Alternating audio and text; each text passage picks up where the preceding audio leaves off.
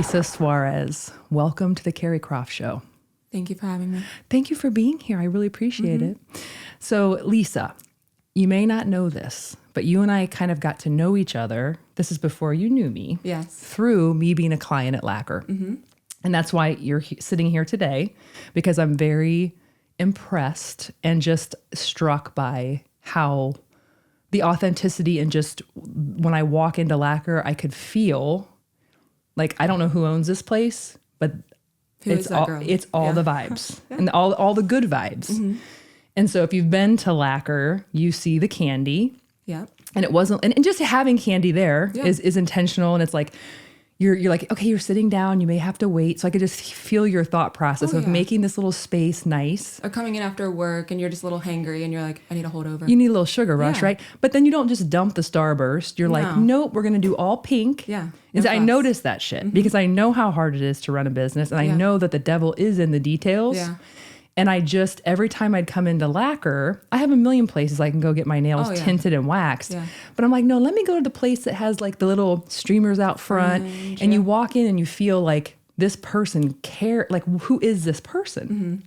And so you and I developed a relationship in my head before I knew who you were. And then when you did my brows, I'm like, oh, fantastic. Fantastic, because you had all the reality TV dish, Scoops. Everything. I'm like, this girl, it all connected. Yeah. So bravo to you, and just kudos on, just everything you've been able to do on that street. You're basically buying up all the real estate. Block. It's amazing. I'm hoping that one day they just let us like risk it all and just not name it Michigan. I was gonna say, can they rename the street? We always joke about it because you know how like intense Ohio State fans are. And so we're like, I mean, it is named Michigan. So, I mean, like maybe they'll like go for it. That's actually a little Lacquer Lane or something. That's a brilliant angle to take. Well, they always cross out the M and all that. I'm like, let's save the fuss. Agreed. Yeah. Well, you have my vote. Yeah. So I want to start off the conversation with your tats because I've always wanted a tattoo. I think I've told you this. I think everyone needs one. But as bold and brave as I feel like I am and kind of don't give a fuck, I've always been afraid to get a tattoo because I always feel like I have to have my body has to feel perfect. Or I've always put this weird thing onto a tattoo. Like you're getting ready to get it or you just don't know the time. It's weird. And so I look at you and you have tats on your face and I have to say it's just, I just am so, I don't know what the word is, if it's jealous of that or like, I just fucking love that. I think people are really curious because I get stopped all the time about it. But I'm like, girl, go. Yeah. And so I feel like when I was younger, when you see someone with a tattoo, they had a tear because they killed someone in prison. And then Mike Tyson, I remember, and he's a boxer or whatever. And now I see people all the time. And like with you, it's just, I don't think it would be right if you didn't have them. I know. It's weird. Like looking back at my mom's house, it's like a shrine, right? Like all of our old pictures when we were young. And it's just like, who is that? Like, it just doesn't seem like it's me. It just feels like it was meant to be. Yeah. So the question that I have for you, though, is getting a tattoo on your arm or on your wrist, it might be a ballsy move, but getting one on your face is basically drawing a huge line. You're like, this is what it is. I am going to have tattoos on my face. So was it different? Was it like a leap, like, or were you just like, no, I'm just doing it? It was, so a mix in between, because when I tattooed my face, I was self-employed at the time. And so I wasn't going to get anything on my face if I wasn't in charge of my own career and how I was making money. Because that, unfortunately, especially when I did this when my daughter was 2 and she's 12. So 10 years ago, people were still tattooing their face a little bit, but it was definitely not normal. Like, it was not like a thing that you would go do. Or even if you were heavily tattooed, it was like, ooh, you would call them job stoppers, right? So like from your wrist down, so like on your hands or your neck or your face. And I think it helped that I tattooed my neck, the one side, when I was 19. And my mom was like, what the hell, dude? Like, did she accept it quickly or was she? No, she was super upset about it. She always assumed I would like go to law school and stuff like that. And I think she just kind of looked at it as like, oh my gosh, you're just placing yourself in this one little area. Like, you can only do certain things if you've tattooed your neck. And I remember I was a nanny at the time. My old boss, Melissa, she's so funny. But I walked in and the first thing she said, her husband's name was Michael. She was like, Michael's going to fucking kill you. And I was like, oh shit, I didn't think about Michael. I was more scared of Michael than like my dad. You know, I cared what he thought and stuff, you know. And I remember Michael came out of the bedroom and goes, I'm gonna fucking kill you. But I was like, oh shit. But just like you said, everybody's like, it just works. Like you just kind of pull it off and like it's kind of your vibe anyway, you know? So by the time I got to tattooing my face, I was already pretty tattooed by then. But I was self-employed. I was like going through like the tail end of the breakup with Coco's dad. And I was out in California with my friend Monica and her husband Ben in this shop. And he's like, he's so well known, such an amazing tattooer, so talented. And I was like, I think I want to tattoo Chloe, like her name that she doesn't even go by now. So that's always a joke with her and I. I was like, I think I want to tattoo that like on my brow. And he's like, let's do it. But he was like excited about it. And Monica was like, that'll be hot. Do it. Like they were so stoked on it that I was like, okay, now I'm stoked on it. Because no one around me was like, don't do it. You know what I mean? And so after I did it, I remember like as soon as he was done, and he's also like the fastest tattooer ever. So it took like 5 minutes. And I just like went in the bathroom and I was just like looking at myself and I'm like, that's me. Like that makes sense. Oh, 100%. I mean, I totally feel like. I think it was just like a ball of, it was like making it permanent. It was like me and Coco, like me and Chloe, this is our thing. Like we're just doing what we want now. Yeah, and anyone that sees you, you're like, yeah, that's my girl. Yeah. But now it's so funny because even though it's very crisp and you can see what it says, people are like, oh, are you Chloe? Or, oh, you yes, know, I'm and Chloe. I'm like, no, I don't need my own name tattooed on my own face, you know? Or I've heard like, does that say Ohio? I'm like, oh God, no. Yes, I'm a big Ohio State fan. But see, if I tattooed Dane on my forehead or right here, it just wouldn't have the same, it just wouldn't be the, you just have the, it just works for you. I think the placement, that's a huge thing that I always tell people about tattooing also. It's all about how it flows. So like, it needs to sit on my face a certain way to where it goes down. Or like if I have my hair how I do now, like you can cover it, you can wear your hair up and expose it. Like it also has to do with the font. Like I feel like if it was in a shitty font, it wouldn't be as pretty. Times New Roman isn't cutting it. No Comic Sans on the face. Could you imagine? Now, has your husband tattooed you? Yeah, so he's tattooed. I was already pretty tattooed when we met, and he's tattooed me a bunch, but I feel like people assume, because I'm married to a tattoo artist, that like, oh, you get tattooed all the time. Now I go like years in between. One, because I'm running out of space. And I think as you get older, it hurts more. Right. Well, here's my question too. Yeah. So I'm picturing like, how erotic is that? Like, so that's not, so I have this thing in my head where you're like, you know, you got that in the background and he comes in and you're kind of like, you know, low music and it kind of hurts a little bit when he's doing it, but you're like, oh baby, but no, not at all. Actually, so what's funny is I talk about this with clients all the time because they'll ask and I'm like, so when Jake tattoos me, typically we can't book anything in advance because when it comes time to it, I'm like, wouldn't you rather like go eat and go to Target instead of like being here? And he's like, yeah, let's go do that. And also, I don't know. Now I know what it feels like. So I get scared about the pain. And so then I'm just like, I don't know. So it has to be kind of like, oh, you have 45 minutes. Let's do something. So now. So my vision. And I don't even talk to him while he's doing it. I like have headphones on. I'm like watching Netflix. I'm hanging out. Okay. I see. Because half of it is also like, that hurt. It hurts more. Like you made it hurt more. So actually it's the exact opposite of erotic. You get kind of pissy. I kind of like my vision of it a little bit better. Right. Yeah. Your vision is you know, nicer. I was thinking like slow-mo. I feel like if your husband was like a dentist and he had to do a root canal and you're like, that hurts because you didn't do enough numbing. Like you would find a way to be like, you hurt me more than your patients. You know what I mean? Oh my God. And then what if he fucks up a tattoo and you don't like it and you're like, can I have my money back? Well, so the last time he tattooed me, it was the top of my shoulders and they're identical and they have to be symmetrical because it's like right there. You know what I mean? And I remember he like placed them on and there was one just slightly down farther than the other. And so I think I'm an annoying client because it's my husband. Because I can be like, move it. No, it's not perfect. Move it again. Move it again. Move it again. But if it was a client, it would be a different situation. Yeah. Okay, so going back to your lovely spaces that I adore. When I was in there recently getting my yoni steam, I was getting my vag steamed up. Hydrated. Oh, I was saying, what was I saying?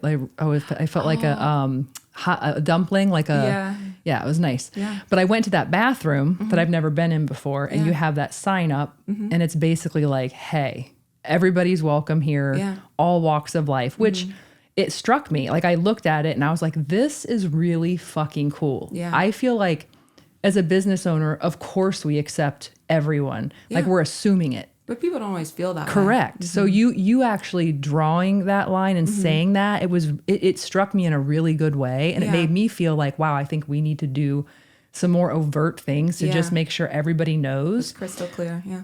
Yeah. And so what is your, I guess, background or in your life that makes you so wanting to put that sign up and be like, this is what we're about? Yeah, I think a lot of it is just, especially when I started my business like 8 years ago, right? It was the world was so different 8 years ago. And it seems like that was not like that long ago, but it really was if you think about it, you know?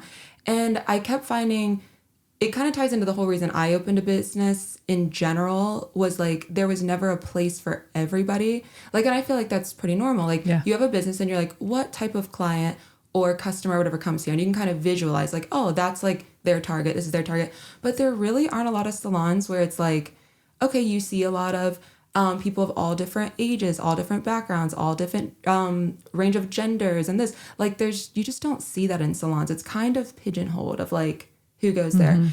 And the whole, I just felt like it was necessary. And especially what broke my heart in particular was having clients that are trans and transitioning, and those very vulnerable, like, first stages of like, okay, so I'm ready to do this and this is who I am, but where do I go to get my makeup done, or to have somebody like teach me how to put mascara on? Like, it's such a weird, like, sensitive, vulnerable thing. And I just was like, oh, it just broke my heart, because I'm like, there needs to be a place for everybody that you can just like walk in and book it, and it's like, okay, this is who you are, here's your person, get your stuff done, you look beautiful, see you later. Yeah. Without it being like, I feel weird, or how are they going to treat me, or people going to ask too many questions, you know? So a lot of it had to do with like just the trans community in general. It's just, you know, everybody needs a space to feel safe, you know? So I remember specifically, I was telling this story the other day about when I first opened Lacquer. We had a couple of trans clients that were first coming in, and then we noticed it was like, oh, can I come here just to like work on my computer and things like that? Like, they've had a place just to hang and feel like, and that's what I always wanted Lacquer to be, is like a little hangout spot. Yeah. And now that we're going to be expanding a little bit more, I want to be able to create more open spaces like that for people to just come and like chill and like plug into the Wi-Fi and do your thing. So I'm glad that things are getting better in the world, you know, especially just in salons and things like that. But there wasn't a spot, I felt like, in Columbus at the time that was for everybody. Like, where you could have like a cute little grandma coming in getting a pedicure, and then there's like one of our clients that does sex work in the next chair. Then you have like someone's dad getting a facial. Like, just everybody needs to feel like they can come in and hang out. I totally agree with that. Because, you know, and then for me, opening the spaces to feel like that is, I remember going into places, I won't name names, where you'd walk in and they would like just totally ignore that you were there. Or it'd be like, well, you know, this service is this much money, right? And you're like, are they were they pretty womaning your ass? Yeah, like you very much so. Mm-hmm. You know what I mean? I was getting a little bit of that. But then the opposite end, there was a salon that's not even around anymore, but it was like super cool and edgy, and like, especially when I was 19, like the older cool girls that were like 30, you know, and all tattooed and stuff like that, you'd go into places like that and not feel cool enough, because it was just like a different way to be pretentious. Yeah. Just as the other places were, you know, and I'm like, well, where did the girls go, and the gays and the theys and everybody, just that they can just get what they want?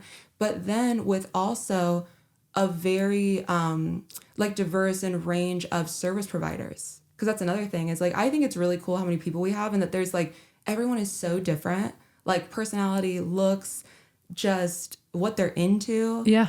But you walk in and you're like, oh yeah, there's really somebody for everybody here. Oh, whenever I get my brows done, I think, I wonder what color hair is the girl going to have, or like they never disappoint with the color and the diversity and they just let their flag fly. Or like, what receptionist is going to be working today? It's like, good. What sort of outfit are we going to be seeing? It's really good. Mm-hmm. So in that vein, I think I saw something about racism on your car or something. Yeah. What is it? Oh, it says fuck racism. Fuck racism. Okay. Yeah. So clearly this is all the same, right? Mm-hmm. Everybody belongs. Yeah. I don't care what color you are. Don't like, it's like the whole idea of like the kids sitting by themselves at lunch. Oh, or getting picked last. Gym class. I hate that. And like, I feel like we've all been that kid, or we've like had friends that are that kid or something. And I'm just like, that is such a sad feeling. And some people get off on like, not, what's the word for it?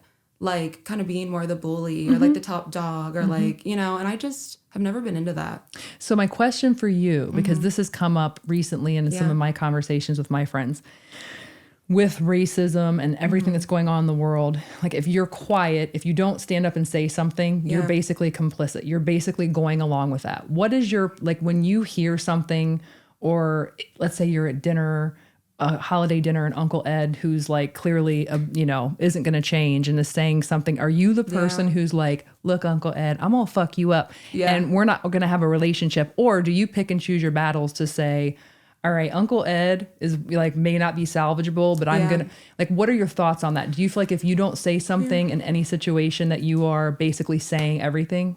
So I am diehard about see something, say something, because I just feel like, there's people out there that don't have a big enough voice that they can stand up for themselves. Or again, like, especially think of like a situation, if you're witnessing racism, there again is the person just kind of like being embarrassed, being on the spot, all this stuff, and someone needs to say something. So and I've been like that since I was little. I was never afraid to like say something. And like, as far as like the Uncle Eds, I feel like everyone, even if you think they are like a lost cause, it would surprise you. I think that everyone could get a little better at their approach, right? Because even though I'm very passionate about the things that I am and I'm very bold about it and like people know like this is what it is, you have to have a different approach when you're dealing with people that are a little bit resistant. So like there's people in my family that have opposite, let's say, political stance that I do and things like that. So instead of going die hard with what I believe in, I ask them questions of like, well, what do you think about this one topic, right? Well, now what about this? And what you start to unravel is you're like, actually, you don't really think how you think you think. When you break it down, you can't put everything as like a whole. So there's people in my family that I've been working on for years, but I think it's worth the work. Yeah. Do you think have you gotten somewhere? Oh, I've gotten somewhere. Good. Yeah. That's great. And so, but you just can't go in there and like, spit on Uncle Ed and be like, you're a piece of shit. No. You know what I mean? Die, Uncle Ed. And then I also, when they are, like I have someone in my family specifically that I've said this to before, where it's like, you would not bring that energy to someone's face. And so that's another thing I'm big on is like, don't say anything about someone or to someone that you wouldn't say directly to them. So like you can act like a racist piece of shit. You would never say that to anybody. So shut up. Like that's not, you're just like trying to be cool, which you're not, and you're embarrassing. No. So I assume so that, and that brings up a good next point is this cancel culture and being like email tough guy or Instagram DM tough guy. What are your thoughts on, to me, the mental health crisis and the visibility of it today, which is positive, but the crisis, which isn't. Yeah. But then you have this whole culture of just people who cannot wait to cancel someone or just pummel them like a mob, like whether it's Chrissy Teigen or whatever it is. Like, is she my cup of tea? No, she never has been. But I'm not going to like, pile on. I'm just going to maybe unfollow or hide. Yeah. So what are your thoughts? I can't imagine you're a huge fan of cancel culture. No, because I go back to intention, right? So I think that there's like a weird disconnect with like, I think it's great that people have like loud voices and they, want to use them and all that stuff. That's great. But like I said, how are you doing that? And like, what is the intention that you have, right? And also what was the intention of the other person? And then if someone's just like a huge piece of shit, like you said, they're just not for you. Right. And you can have your own feelings and you can express them. But I think it's a delicate process in how you express them. Because I think speaking up and saying things sometimes is necessary. But like you said, not for every single little thing. Like I think that everything needs a 72 like digestion hour. You know what I mean? Think about something for 3 days. How are you going to handle it? What are you going to say? What should you do? Then proceed with caution. That's actually really good advice. Because you're not going to get anywhere just like coming at somebody. You know what I mean? And half the time, it's never about what it's about. I feel like it's like literally in every situation. So I'm like, if someone's eager to be like, cancel, like, okay, you want a real life example of that? I'll tell you one. So this was probably a couple years and I forget when it was. We had a DM warrior so my husband had done a cover up of it was like a guy that had been in prison for a couple years and he had, you have to do what you got to do in there, I guess. Right. And like gang up or however that works. And so he had like a racist tattoo on him. I forget what it was, like a swastika or something. Something like that, right? So Jake and a bunch of the other tattooers just in the city will do it too, where they'll like cover up tattoos and, to try to help people like get on with their life and whatever, heal and all that stuff. And this person was just like coming at us, but I'm like, what is this about? Like, this is a good thing that we're doing. And the reason the picture was posted to show that there are tons of other people out there that feel so like embarrassed to come into a tattoo shop to get things like that covered up and all that stuff. But it's just like, hey, we also do this service to like, so I think it's very helpful. And she was just not having it and going back and forth, back and forth. And I was like, I'm going to give you a real example. I said, we had a guy come in, this was separate from the prison situation, where when he was like young, he was like an older man. He was probably like early 70s, whatever, but he was about to be a grandpa. And his daughter was married to a black man, so she was going to be having black children. And he was like, he was covered in tattoos, but he had some like old shitty symbol somewhere on his arm. And he said, when she told me I was pregnant, he goes, I always knew it was something I needed to cover up. That's not who I was. That was, 50 years ago, whatever. And he's like, I always felt embarrassed to go into a shop to get it covered up. So it was kind of like, what do we do with this? And he's like, my son-in-law knew I wasn't like that. Like that was in my past. But he's like, I kept thinking when she told me she was having twins, that there I was going to be grandpa holding the babies like this. And he's like, that's going to be in the picture. And my grandkids are going to see that. And this is going to be horrible. And this is not who I am. And so he came in and got it covered up. And it was like, he was so thankful and blah, blah, blah. And I gave her that example. I was like, so what should people be doing then? Yeah. And so what's the problem? Should someone just be canceled forever? And there's no room for growth. There's no room for change. Throw that person away.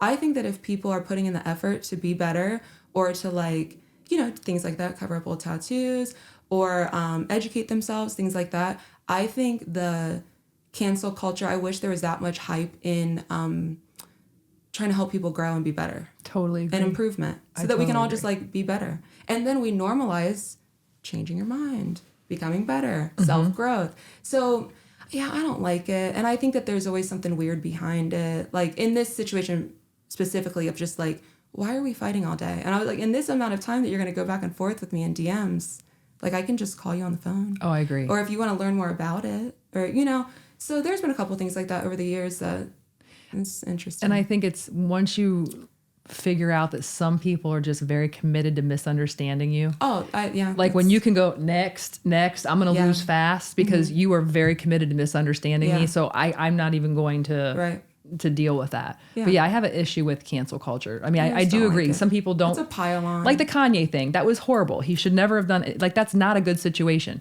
But I mean, I feel like other times you see things, somebody makes a mistake on social media that may not be as we're talking about people even like wording things different. Just things, anything. Yeah, like it's just like, wild. Man, like some people just I feel like aren't happy in themselves and their lives. And this is a way for them to sort of cyberbully. It's and just crazy. I think that's and to what be a part of something, even if it is negative. They don't even realize it. Yeah, it's almost like a sense of camaraderie to dogpile. Now, the Kanye situation, I was passionate for Kanye to be done with years ago. Because I was like, it's so funny. I was talking to someone the other day that was kind of a Kanye defender. And I was like, Kanye's been showing us who he is since 2008. Sure, there's mental health and other things trickled in. Like, of course, everybody has issues with that. But I was like, this has been an issue. This is not like, oh, this just happened. It's like a weird 4-month stint. It's like he's dying on the hill of just being a straight up. What do you think he is? Like, do you think he's just really he's racist? He's narcissistic. He's got a mental illness. I mean, and like, it's so weird because we're in this bubble, right? Where we see like celebrity, we talked about loving reality TV and all that. It's like you see everybody in like this globe and you don't really like know, or you don't know if it's a personality, like it's fake or whatever else. But I think Kanye, it's just layered. There's just stuff there that he needs to digest. Maybe like step back from he needs to maybe take a 30 days in Bali. Yeah. Just like go to one of those retreats, get the little things. But then even after that, he has to do the work of like if he was going to change overnight and change his opinions, right? I don't know, kind of smoothing that over or like continuing to learn. I just worry about the kids are getting older. Bums me out. I know. So I'm like, I don't. You know, the positive of this is that Kim K is really, I mean, she's sort of come out as just, I mean, I feel like she feels balanced and has evolved and maybe come out like the lawyer thing. I feel like she's getting out there a little bit in terms of not just being this celebrity. Yeah, and I listened to some interview she did the other day about like protecting the kids. She was how the kids like still don't know anything negative about their dad. I think that's important, you know, to kind of protect them. But I think she said something about like, I forgot how she worded it. But basically, like, those days are going to be over soon because the kids are getting so much older. It's like, what do you do? But yeah, hopefully he makes a comeback or figures it out. But if he's not going to improve on, like, just being an anti-Jew racist, then I think that we just need to, like... That's not going to work out. No. Just be like, yeah, college dropout was tight. Yeah. And that was long ago. Yeah. Yeah. So something I notice about you, and, like, as I'm sitting here, too, it's just, like, really coming to me, the vibe. Yeah. You know, in spite of, you know, you have these strong beliefs and you're a hustler and all these things. But what comes through to me, as because I'm clairvoyant and it's coming through to me, is compassion. Yeah.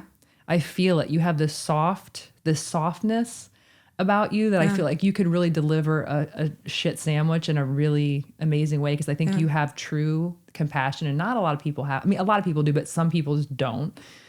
And so it's no secret about your weight loss journey, and you grew up, and I think you said you weighed at one time 300. I think 335 was my heaviest. So do you think that, were you always compassionate? Was it a mix of things, like you being that heavy and kind of seeing how you were treated in the world? Because I doubt that you were treated the same then as you are now. Completely different. So how has that impacted the way that you... compassion? Just the way that you, I think, just handle life. And I think it goes beyond the weight loss, because I feel like we always joke, like people that know me the best. Like I just went to dinner with a friend the other day and met a bunch of her coworkers and stuff.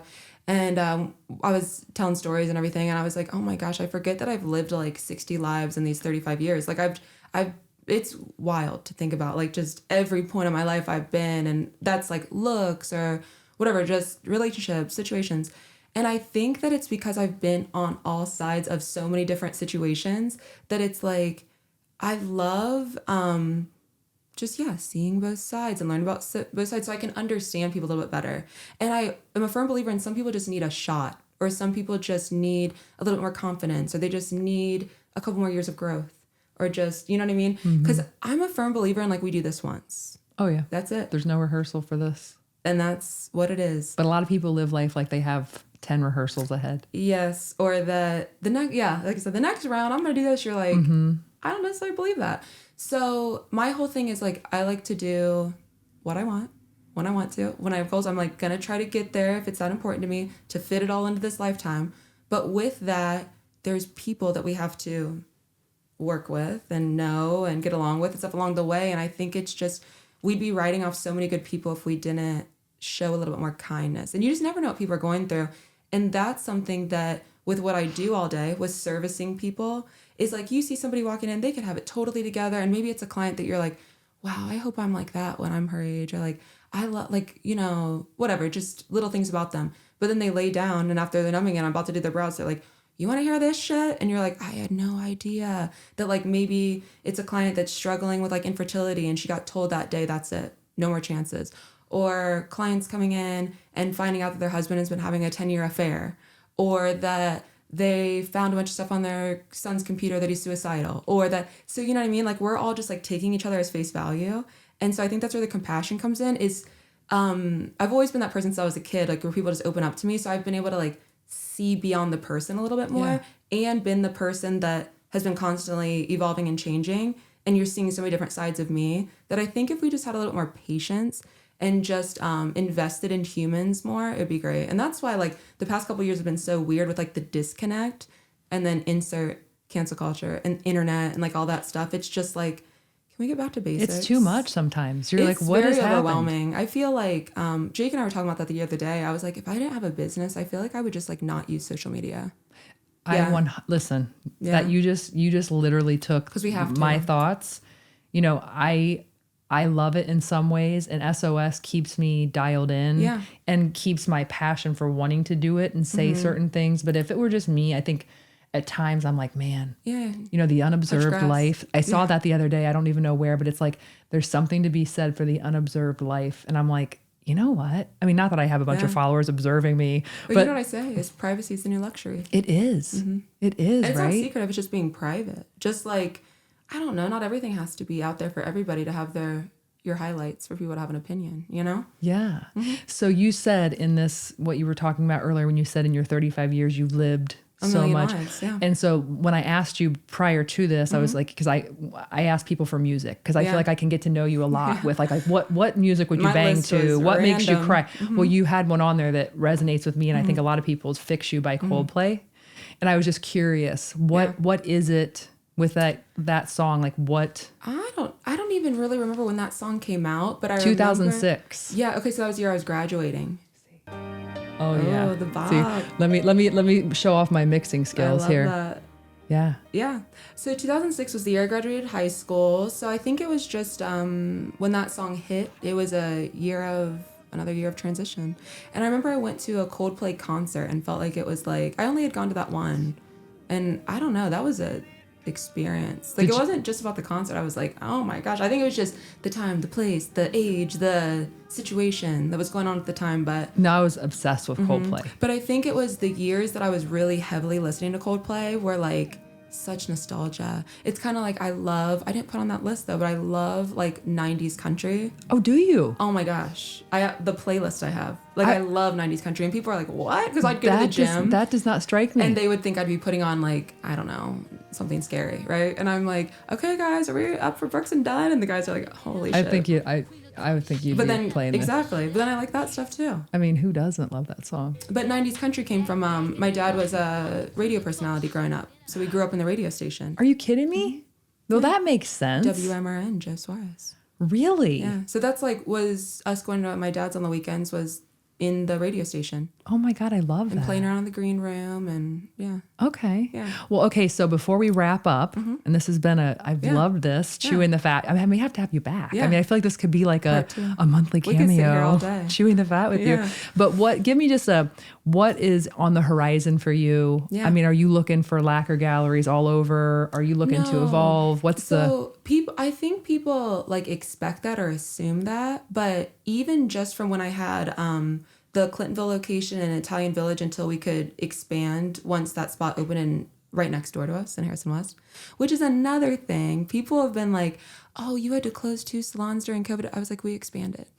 We literally did. But just in the same neighborhood. Let's turn the word close into open. Can we make sure that that's aware? So I really like being on one corner and like just my goal going forward is just to keep trying to build the team and like, maintain the team. I love that we have so many like OGs that have been there for so long and just doing cooler shit together. And I'm really trying to get back next year into getting more back into the community of the client stuff, like doing more like little client event things. And because we used to do that back in the day, but then we just kind of ran out of space, What about personally with Chloe or Coco, we call her now, Coco, not Chloe, with Coco and your hubs, like any plans, any sort of... really it's just this year's just about, because last year was all like doing stuff with the house, like, fixing up the backyard, all that stuff. So now it's just more about like family time and hopefully traveling more and stuff. Because now that she's getting older, because we waited and all that, you know what I mean? Because I was like, I'm not going to take an 8-year-old on some like wild vacation. She's not going to remember. But now she's such like a little woman. It's so fun. She's like my little friend.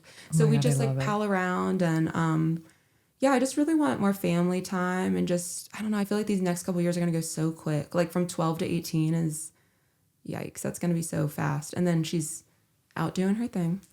So I'm just trying to absorb her as much as I can. Oh, I feel like that with Dane and he's only 4. I know. Because 4 seems like it was last week. And I'm like, oh, you're 12? Okay. My God. I know. Well, Lisa, you did not disappoint. Thanks. I feel like we literally just scratched the surface of so many topics that we could bring up. But like, hey, my schedule's open, so maybe we can 7 minutes away. Apparently. Maybe we can have you back again. Of course. Thank you so much. You're welcome. Thanks for having me. And guys, remember, support your local girl gang. Well, now we mix it up this year. Okay. We have to be more inclusive, right? Yeah.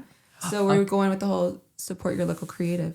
Ooh, support your local creative. I like that. But that's an example of we grow as we go. I like it. Support your local creative. Yep. And keep moving.